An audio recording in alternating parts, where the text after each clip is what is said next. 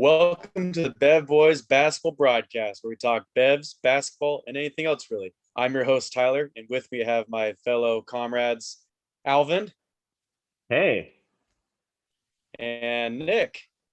How you doing? Doing all right. Well, let's just get right to it. What kind of Bevs you guys got, Nick? You want to start it off? Yeah, so I'm going, a little different today. Saw this, I was like, oh, I could use a little something. It's a little cold pressed juice.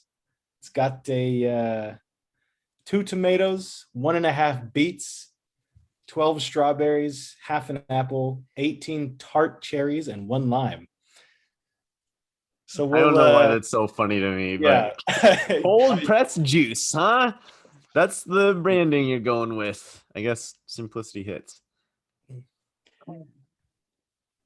When Nick was holding the bottle like this, and all you could see was the cap and the red, I dead ass thought it was like a bottle of ketchup, and I was really confused. Not so good. He's grimacing for those who aren't watching. It's not bad, but I don't know if it's the cherry. It's probably the tomato. I think I'm tasting the tomato a little bit. And it's like there's a couple things that are puree. So it's got a slight like chunk to it. Not chunk, but like a little thickness to it that's throwing me off. But it's not terrible. I can dig it. I'm usually not a pressed juice guy, but it's not bad. First Like impressions pressed aren't everything, I juices. guess. Yeah. Yeah. I feel like pressed juice is pretty popular right now.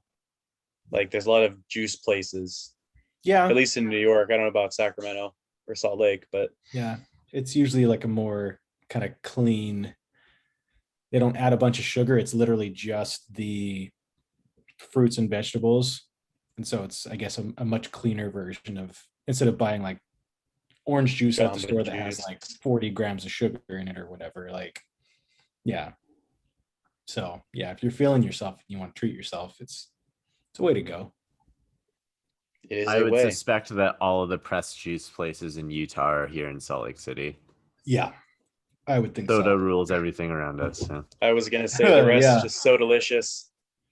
You got drive-through soda places everywhere else in Yeah. the suburbs. All right, I'll go next. Mine's not super exciting, but it was a rainy day today, so just a little hot cocoa. Oh wow, that sounds Yeah. nice. Just warm it up a little bit, Is it raining there? It's been raining like crazy the past couple Oh of days. man, yeah, it's getting hot here. It's like in the mid to high 80s here. Ooh. Oh, Yeah. Thanks. geez, no wonder you need the pressed juice. Alvin, how about you, man? Okay, so I was inspired by Nick and the chocolate milk discourse. And so I bought the most expensive chocolate milk I could find. If the screen will let me show it. It's invisible. Okay, well, Ooh, that looks I've angled nice. it just right. It says Belgian style What does it chocolate. say? Oh, it's Belgian. Gosh, It dang is not showing, man. I think it's too white. That's why. Yeah. Drat. Okay. Well, it's Cocoa Metro Belgian style chocolate. Ooh, that sounds nice. That sounds fancy as shit. Made with loads of the drugs of the best chocolate to satisfy your most serious cravings. You got a Boy. serious craving. Oh, I've got a hankering. I was gonna use that word. Damn it, I was gonna say that too. We should really expand our vocabulary at that point. So we're gonna do a live pour on camera just to show you what the viscosity is looking like. Okay, looks. There's some Doesn't look too viscosity thick. there. Looks moderately viscous. I'd say moderately. That Oh, doesn't show you anything, but it's sticking to the walls of the sides of the cup. I don't have a clear cup. Shout out Bar Soap Guy on TikTok who reviews bar soaps. He has a clear shot glass. He calls it his viscosity measuring device. And I need to get one of those. just for your chocolate bougie. milks. What's the verdict? One last sip just to be sure. Do you ever have like a tasting chocolate? Like, I mean, No. it's think liquid. so. It's like hot chocolate, but it's thick, and you're not supposed to drink a lot of it. It's not like hot cocoa Oh, so this or is like chocolate milk. It's supposed to like sit on your mouth. You're supposed to taste it. You're supposed to taste all the earthiness or whatever kind junk of like a people like to do. wine tasting, but it's chocolate milk. Yeah, this one is very. It's not super sweet, which I like. I dig that. You can definitely taste like cocoa in it. It's like a darker. Yeah, I really like it, but it's something that you sip at and not. You can't just like Kevin Love chug it after a workout. You know, so Kevin Love chugging. Kevin Love. Yeah. he was sponsored by Milk. Don't you know? Oh, that's Because right. he's the I best totally white guy in forgot the about that. NBA. Like, or he was. Classic. He was I also can't- in the Old Spice commercials, right? Like 10 years ago, Sounds about right. Checks out. I think. That checks out to me. Yeah, it's pretty good. I should get all of the chocolate milks at some point and try them all out. But this one is very expensive tasting, and it is expensive to buy. So It looks like it. Yeah, it looks very, yeah, very bougie. yeah. I recommend it though. Oh snap! It was produced in St. George. Oh wow! Shout out St. George. Hey, local. Yeah. Yeah. Right. Shout out COVID Yeah. capital of Utah, dude. Is it really? I Oh would yeah. have thought Provo would have been. Oh yeah. Oh yeah. People don't wear masks. So whatever. Gotta love it. I just have to say, Well- like, this is a big aside, and I'm sorry I'm hijacking this. I was like, Salt Lake City has like a mask mandate right now. It is what it is. Everywhere I've been going in Salt Lake City, everyone's wearing a mask. Whatever. I'm in Layton, Utah, which is half an hour drive away, maybe like 25 miles away. I walk into a Great Harvest, which is a bakery, for those who don't know. There's like 10 people inside. Nobody's wearing a mask. Not even like the bakers or anything, which there's no mandate, but I was still like, I was just like shocked. And I like walk in and I'm not thinking about anything. I'm listening to music and I just like freak out and I turn around and I'm just like, what's going on?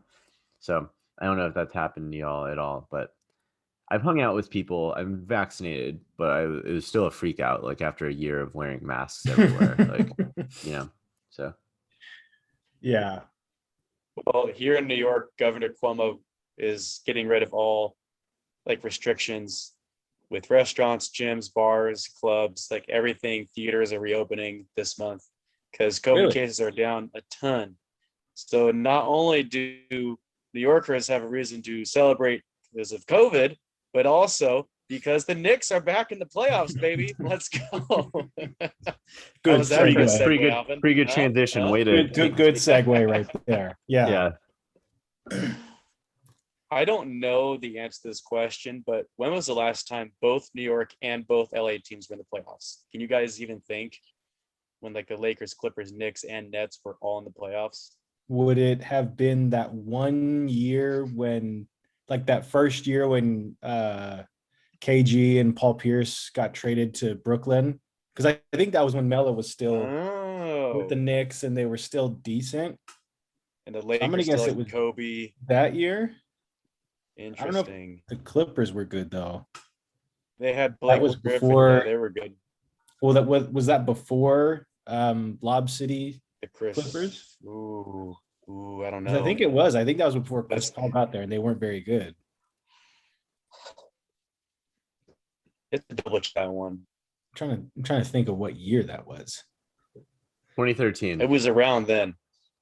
Okay, so maybe it was 2013 that they were all in the playoffs. Mhm. Damn. So about 8 You know, years. the NBA is pumped for all that to happen. Yeah, that's really good because that makes some cool. I'm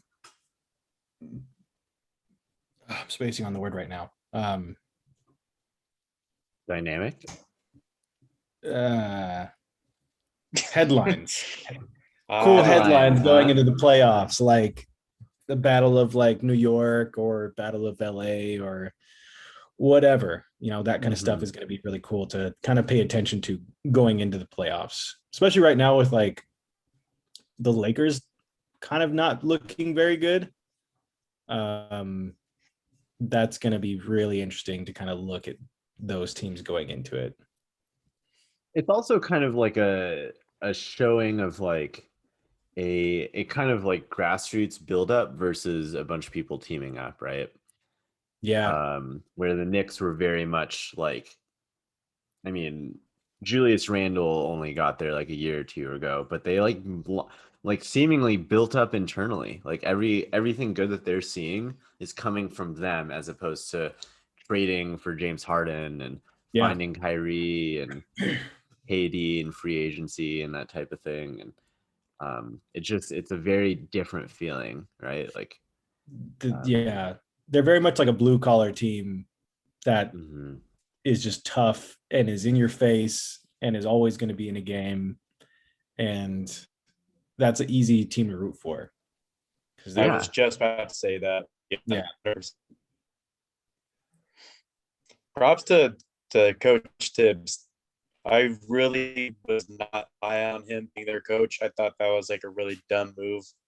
But I mean, their defense is great. They're playing hard every game, like Nick is saying. Like, props to him. Good job, Tibbs. Yeah, I mean, I feel like he was exactly what they needed. They needed somebody to go in and establish some kind of culture there. And I feel like his style and personality fits with New York very well. Yeah, so, the tough guy persona. Yeah, just like something the entire city can really get behind. And just take a bunch of guys and say, hey, we might not have the most talented guys, but we're going to establish some type of style of play and identity and just go from there. And the entire team has gotten behind it, which is huge. They've bought in, that's for sure. I mean, even Derrick Rose is like killing it. I mean, he's been good for the past couple seasons, but I thought that was a trade that was kind of weird because they had Quickly and Barrett. I didn't know what they were going for with D Rose, but I mean, he's like 6th man of the year potential right now. He is just killing it, doing better than he was in Detroit. So cool to see him still playing well. Derrick Rose has gone through like 3 transformations in his NBA career. How crazy is that? Like, we think of like Vince Carter and Grant Hill as players who have like endured. But Derrick Rose, man, like he's up there. Something I think he is the player like who's shown more endurance and tenacity than most other players. Like I don't know if you guys remember this, he got cut by the Jazz. Y'all remember that? Yeah, he got traded to the Jazz and he got cut. When was that? That was the Shumpert trade. That was part of, right? Weren't they part of that trade? Because we got Burks. Now I'm forgetting. But yeah, the Jazz cut him. That's what I remember. Oh, it was the Joe Johnson trade. Because we had got Joe Johnson, but we cut him. Right? Was it that one? I think so. I'm not sure. I don't remember now. I can't remember. But that's kind of funny because I feel like they really could have used a guy like him off the bench. Like, I feel like that would have been very helpful with them. That was after he had left from Cleveland to the Jazz, but he wasn't very healthy in Cleveland still, I think. So that's probably why. He also was just not a great fit on that team either. So whatever. So what's the pulse in Brooklyn or the pulse in New York City? How are people feeling about Nets Knicks?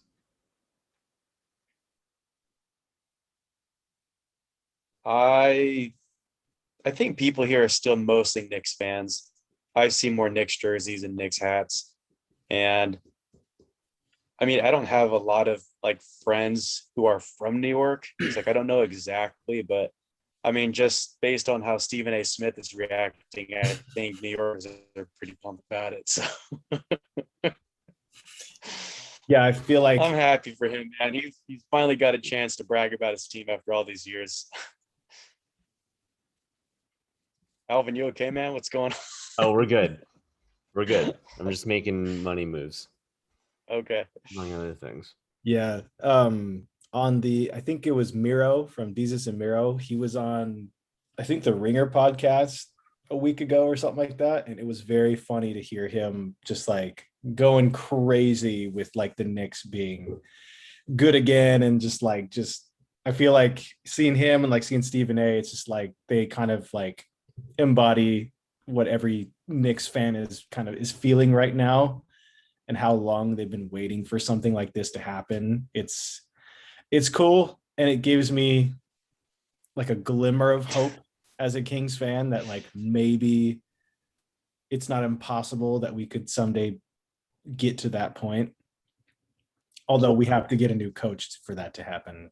But There's a whole lot of conditional There's a- tense there, Nick. yeah. Like, a lot of if, maybe, Oh, perhaps. big time. Yeah, I'm not like Uh, I'm not getting my hopes up here, but I can't help but think, man, what if something like that could happen, huh? We have like an actual culture like established here, an actual like identity established, and a coach who actually like pushes his players. Like that'd be pretty cool. Well, maybe one day. if you think about it, I mean, Fox and Randall, they're both like young all-star talent. RJ Barrett and Tyrese Haliburton are both like young up and coming stars. And beyond that, it's just like solid guys. And I would say the Kings probably have better players in Harrison Barnes for Sean Holmes than the guys that the Knicks have.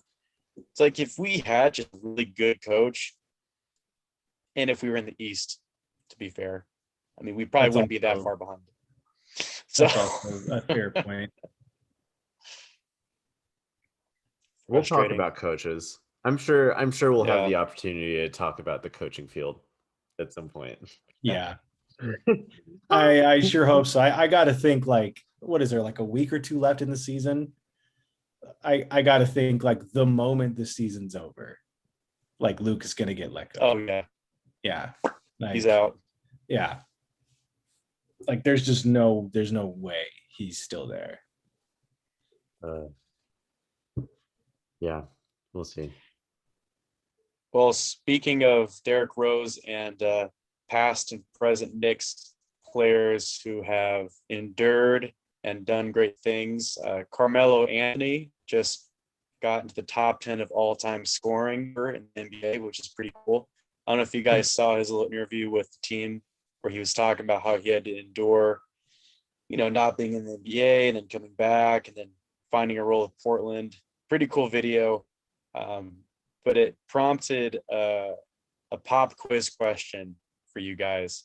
I read an article about the best scoring months in NBA history. This is more referring to Stephen Curry, actually, sorry. But talking about scoring, we all know that Stephen Curry is like going off scoring 35 points a month. So question for you guys, who do you think had the 3 best scoring months in the NBA ever? Like who are the top 3? So guess the player and how many points per game you think they scored in a month ever. Is there any hints or anything we can go off of? Yeah, time frames. No, maybe? just Yeah, like time frames or you can. all right. How give us about the this? decade. Just it'll give it away though. Just like who do you think? Just throw some guys out there. Who do you think? I would think Kobe, like Kareem Ko- probably is up there at some point. Yeah, I was gonna say Kobe the month that he scored 81 because he like I think he like scored like 70 the week before or something like that if my memory serves me right. So I'm gonna go Kobe as one of them. Yeah, I'm gonna guess Kareem for one of those. Yeah, and I then would Steph's think. the other one. All right, get this. The best 3 scoring Marcus months Thornton. ever. Yeah, right. You Did you wish. say Marcus Thornton? His first like Blue buckets. month back, like with the Kings or whatever, just like coming out of nowhere. Lil Buckets getting monthly buckets. All right, go ahead. Number 1, Actually, number 3, Wilt Chamberlain with the then Philadelphia Warriors averaged 51.79 points per game in January of 1962. Okay. The second best ever, Wilt Chamberlain with the San Francisco Warriors averaged 52.7 points per game November of 1962. Do you want to guess who's number 1? I'm gonna guess Wilt Chamberlain. Wilt Chamberlain with the Philadelphia Warriors averaged 52.44 points per game in December of 1961. So to sum that up, for 3 straight months, he averaged 52 points per game.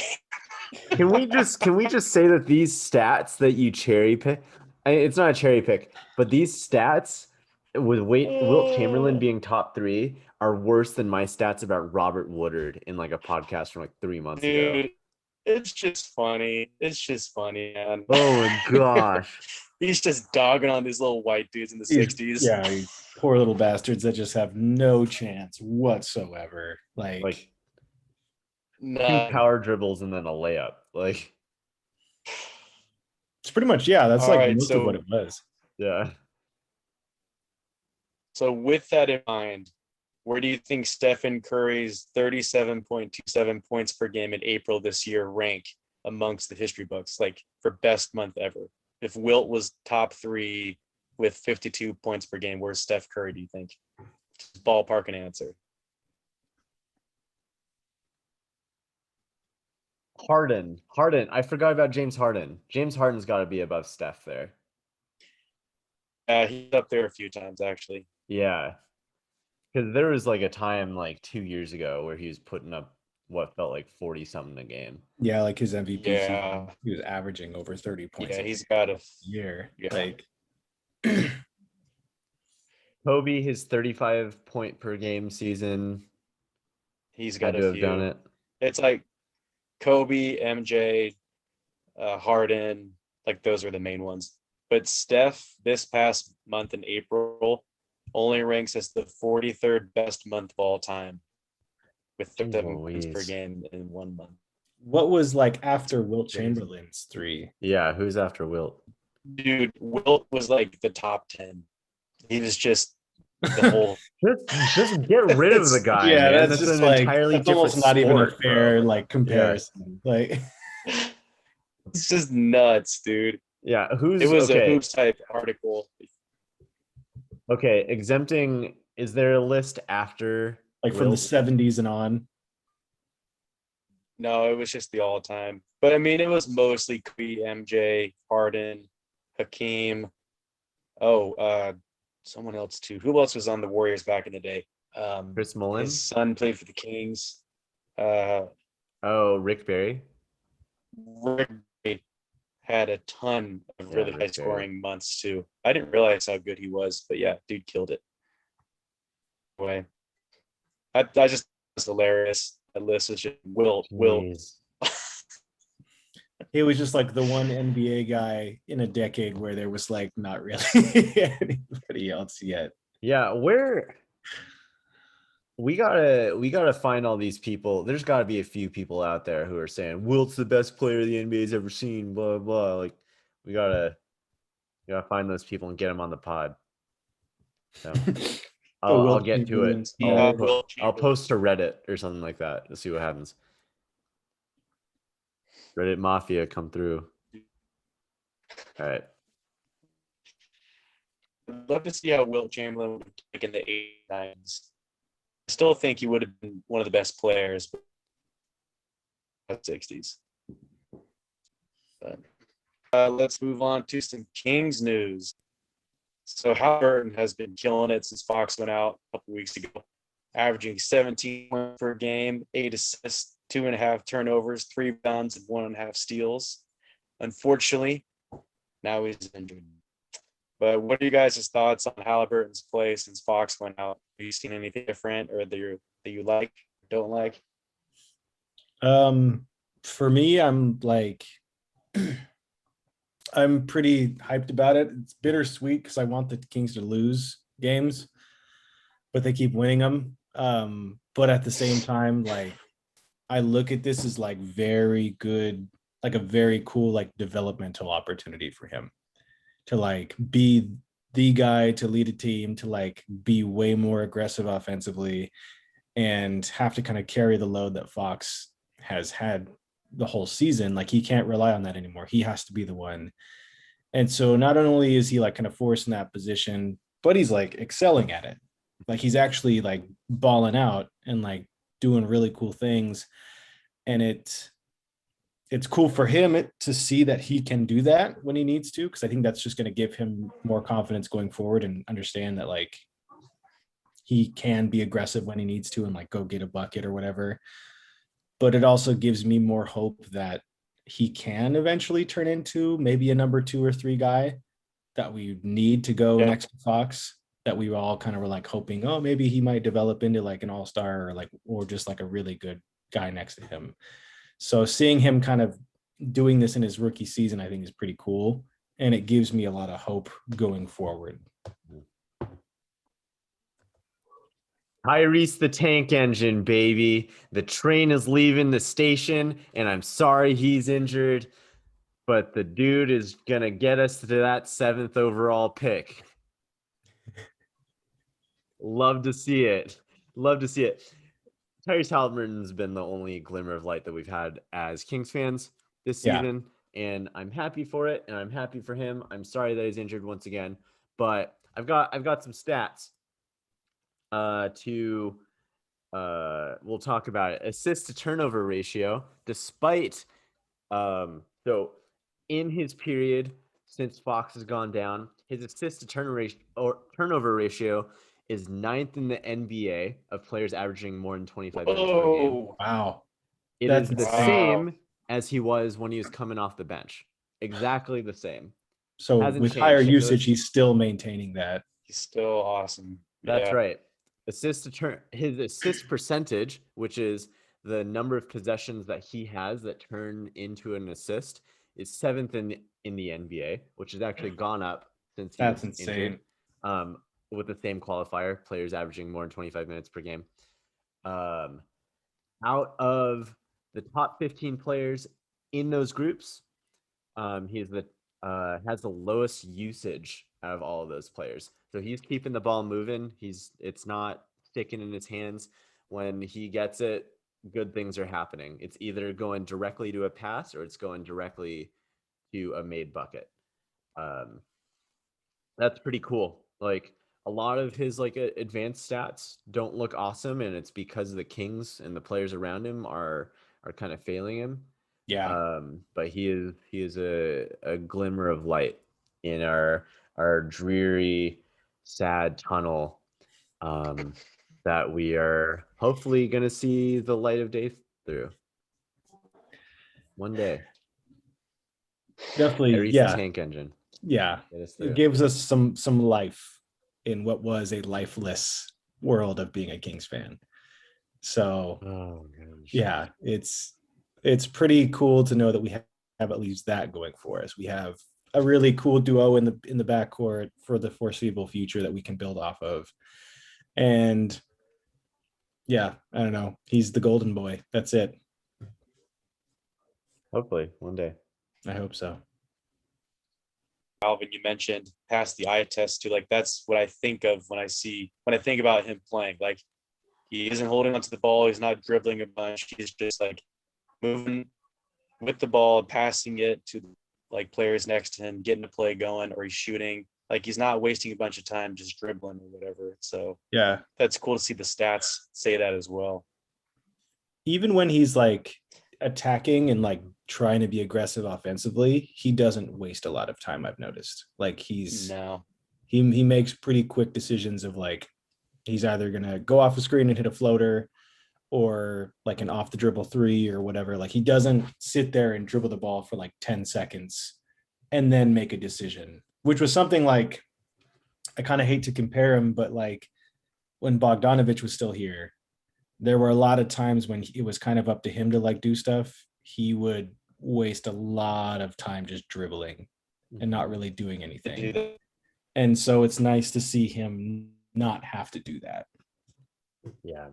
Bogdanovich, unfortunately, was kind of saddled with being like, okay, go out there and create something out of nothing. Pretty And so if much. you Yeah. watch him, Yeah. like if you watch him on the Hawks, which I I like watch the Hawks. Like I don't like Trae Young.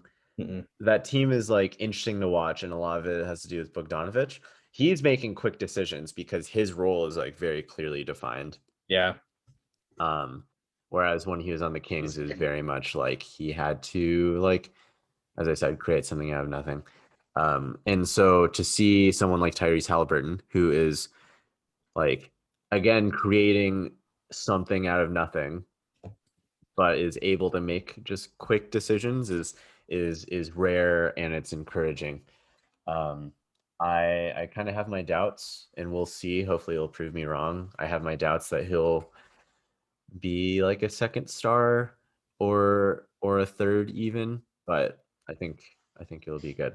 But hey, Yeah. maybe Marvin Bagley could be our second star. Have y'all been watching? He's Hey, like, he I think he killed it. realizes this is his audition for other teams. Or another thing I thought of today was like maybe it was a serious wake up call for him when the whole story got out that like we tried to trade him for Sadiq Bey, and Detroit was like, Oh yeah, yeah. nah, not happening, dude. Like, I wonder if that was like a wake up call for him. Like, oh shit, maybe I'm not as dope as I think I am. Maybe I haven't proven anything yet, and maybe I should get over myself and actually like just get shit done. And so that's kind of what I think happened. I think it's a mix of those two. He's like, this is my time to show other teams, hey, come get me, I'm cool. But also like he had a wake up call. I think we've also just been using him wrong. Like he needs to play the center position. He's so much better under the hoop, and pairing him next to Rashawn Holmes has not helped him at all. So I don't know what the Kings Well, going to do about that, but I mean that's got to change too. so here's actually my take, and I think his last game, at least against the Mavericks, whose defense is like melted Swiss cheese right Pretty now, bad. Yeah. What do you mean? They have Willie Cauley-Stein. Come on. who's won like defensive belts. Like they'll like do votes on Twitter. Like Mavericks fans will do votes on Twitter. Like who's the defensive player of the game? And Willie Cauley-Stein wins a lot of them. I've been keeping track. Again, like just hate watching. I As feel a like as that's a more fan. just because like who else are they gonna vote for? Yeah, well, in theory, they do have better defenders than Willie Cauley-Stein, but I digress. Like he has cool plays. Um, anyways, one thing that was really interesting that I was watching was seeing there were actual plays being called for Marvin Bagley that weren't just him posting up like on like the left block by the baseline. There was a surprising amount of stuff where he was kind of coming off of like a pin down and just like getting the ball, and he's already moving, and he's already like having him be able to just come off a screen, grab the ball, one or two dribbles, and he's already got a head of steam getting to the hoop. It's really effective. Yeah. And I think having players who are smart screeners, which for one, I mean, that could very well be Rashawn Holmes, especially if you're doing like those pin downs that are closer to the hoop, could be viable. Like that could totally work.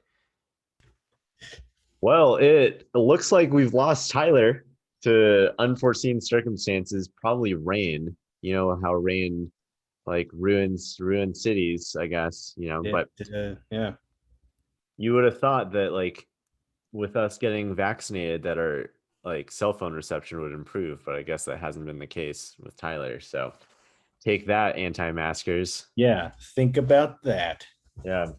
Um, yeah, we'll see what happens with the Kings, like it's kind of frustrating. You were talking about it a little bit before we started this podcast about how there hasn't been a consensus or an update on Tyrese Haliburton's injury. It's kind of interesting to see, like I'd love to know what's going on with him, right? Like, Yeah. I feel like that's a Kings thing where they're just not very quick to like give updates on stuff like that. Like they just are not really on top of that so much. So it's a little annoying because it's just like, hey, he's kind of the reason that like I think most Kings fans are tuning into games this season. Like he's the only thing we like really care about at this moment now that Fox is out. So like, keep us keep us posted. Let us know what's going on here. Keep us in the dark. So we'll have to just kind of wait and see. But I mean, as long as it's not serious, then maybe they'll just keep him out for, what is it, like the last week or two of the season? You might as well at this point. Yeah. And unintentionally tank for the rest of the just secure that 7th spot or whatever. Secure that spot for what's his name? Let me look him up really quick. One of those Euro guys. Yeah, one of the Euro guys that you're always on top of the Euro guys. That's always, what's his name? Yeah. Alperen Şengün. Yes. Okay. I'm not gonna say too much about him, but he plays like a craftier Domantas Sabonis, in my opinion. Not as good of a rebounder, but pretty floor bound, just really, really crafty around the hoop. Dude's averaging like true shooting percentage of like 690 in the Euro League right now. That's kind of crazy. Yeah. No one in league history has ever done something like that. He's averaging like 23 and 12 as an 18-year-old. Oh, he's only 18. Shit. Yeah. Not very athletic. Doesn't really shoot, but it's because like he's forced to be at the hoop. He says he wants to be Nikola Jokic. He says that's his favorite player, guy after my own heart, you know. So, I'm sure we'll go in depth into the players that we like, because I know Nick, you've got opinions. I'll have opinions. Yeah. So yeah, that'll be something as we get closer to lottery. And I guess, you kind of have to wait and see where we end up in the lottery. I've really got my fingers crossed that we can like pull the Pelicans thing and move into the top couple picks, even though we're like the 7th or whatever right now. But yeah, we'll have to kind of wait and see where we end up in the lottery, and then it'll be more clear what kind of decisions I'd prefer or whatever. You know what they say, lesson for Evan. I don't know. I'm really trying here. I'm trying my best. That didn't work very well. And that'll do it for this episode of the Bev Boys basketball broadcast. We're sorry to have finished this without Tyler. We hope that he's doing well, and we'll see you on the next one. If you like this message, if you like this podcast, give us those faves, give us those ratings, and we'll see you on the next one. Yeah, man. Y'all have a good one. Stay sweet.